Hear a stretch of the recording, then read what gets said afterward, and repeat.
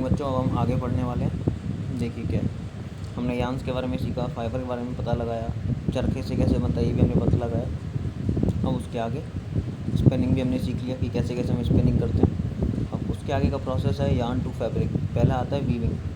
तो वीविंग कैसे करते हैं, देखिए वीविंग में क्या होता है, यार्न YARN यार्न के दो सेट को आपस में अरेंज करके एक फैब्रिक बनाया जाता है। उसको हम क्या बोलते हैं, वीविंग बोलते हैं। यार्न एक तरह का फाइबर होता है, ठीक है ना, तो उसको हम क्या बोलते हैं, वीविंग। ठीक है, वीविंग का देखिए एग्जांपल यहाँ करके दो पेपर हैं, फिगर नंबर 3.2 के A और B में।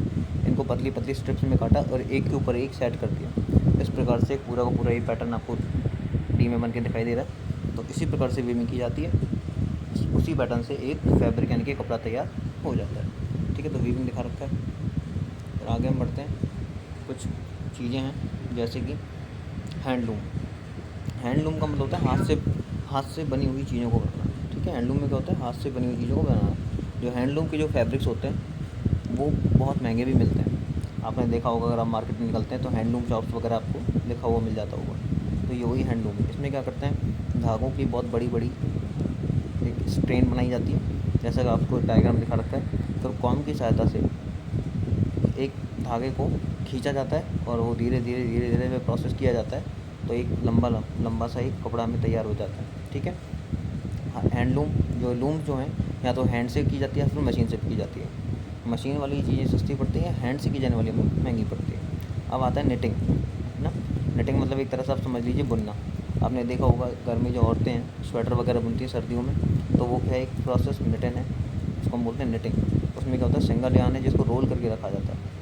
वो सिलाई की हेल्प से दिख रहा है आपको, सिलाइयों की हेल्प से आपस में एक दूसरे पर कूद करके पूरा का पूरा स्वेटर या फिर जो भी हम फैब्रिक बनाना चाहते हैं वो तैयार किया जाता है। इसको हम क्या बोलते हैं, निटिंग बोलते हैं। ठीक है, ये कंटिन्यूस प्रोसेस है।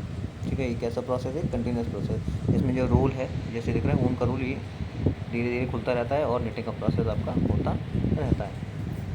ठीक है, वीविंग और निटिंग दोनों प्रोसेस ऐसे हैं जिनसे एक फैब्रिक बनाया जाता है। क्या बनाया जाता है, फैब्रिक। ठीक है, अब है हिस्ट्री ऑफ क्लोथिंग मटेरियल्स। जो पहनने वाले कपड़े हैं उनकी हिस्ट्री क्या है उसके बारे में जानना है। ठीक है, अब देखिए, have you ever wondered what materials people used in ancient time? तो क्या कभी तुमने सोचा कि किस तरह का मटेरियल है लोगों ने पुराने समय में यूज़ किया था? देखते हैं। It appears that in those time people use the bark and big leaves of tree और animal skin and furs to cover themself. तो उस टाइम पे लोग क्या करते थे, लोग बाग जो पेड़ों की जो बार्क होती है ना कि छाल, एनिमल स्किन और पत्तियों को पहन के रहा करते थे अपने आप को एटमॉस्फेरिक कंडीशन से बचाने के लिए। ठीक है, after people began to settle in agriculture communities they learn to weave twigs and grass into mats and baskets. तो धीरे धीरे जब उन्होंने ये चीज़ें सीखी कि कैसे बुनना है, तो उन्होंने ट्विग्स वगैरह, टहनियाँ बनी या पत्तियाँ वगैरह ली, तो उनसे चीज़ें बनाना स्टार्ट कर दी। ठीक है, बास्केट बनाना स्टार्ट कर दिया, चटाइयाँ बनानी स्टार्ट कर दी। तो ये सारी चीज़ें, ठीक है। वाइन्स, एनिमल फ्लीस और hair were twisted together into long strands. यानी वाइन्स वगैरह या फिर जो बेल वगैरह होती हैं वो, या फिर एनिमल के जो बाल होते हैं उनको आपस में ट्विस्ट किया जाता। ठीक है, जिसकी वजह से एक लॉन्ग स्ट्रैंड बनती थी। उन स्ट्रैंड से फाइबर बनाते तो फाइबर से कपड़ा बनता था। ठीक है, the early Indian wore fabrics made out of cotton that grew in the region near the river Ganga. देखिए, अर्ली इंडियंस थे वो कौन सा कपड़ा पहनते थे, कॉटन का, और वो कहाँ रहते थे, रिवर गंगा के पास।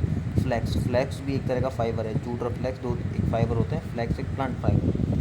ठीक है, इन एंशिएंट इजिप्ट, ठीक है, in ancient Egypt cotton as well as flax were cultivated near the river Nile and were use for making fabrics. देखिए, कॉटन का और फ्लैक्स का कल्टीवेशन होता था एंशिएंट टाइम पे इजिप्ट में। ठीक है ना, जहाँ पिरामिड पाए जाते हैं वो क्या है, इजिप्ट। और कहाँ पे होता था, नाइल रिवर, जो दुनिया की सबसे लंबी रिवर है, और उससे फैब्रिक बनाया जाता था। In those days stitching was not known. उस वक्त लोग स्टिचिंग को जानते हैं कि भाई कैसे स्टिच करते हैं। ठीक है, आजकल तो जानते हैं। People simply drape the fabrics around the different parts of their body. Many different ways of draping fabric were used. क्या करते थे, कपड़ों को नॉर्मली अपने चारों तरफ उसको ओढ़ लिया करते थे। बहुत सारे तरीके थे कि किस तरह से ओढ़ते हैं। जैसे हमारे पास एक शॉल होती है, तो शॉल को डिफरेंट तरह, कोई कंधों पे डाल लेता है, कोई पूरी बॉडी का लपेट लेता है। ठीक है, ऐसे तौलिया वगैरह हैं, तो ये सारे ड्रैप करके पहने जाते हैं। With the invention of the swing needle, people started stitching fabrics to make clothes.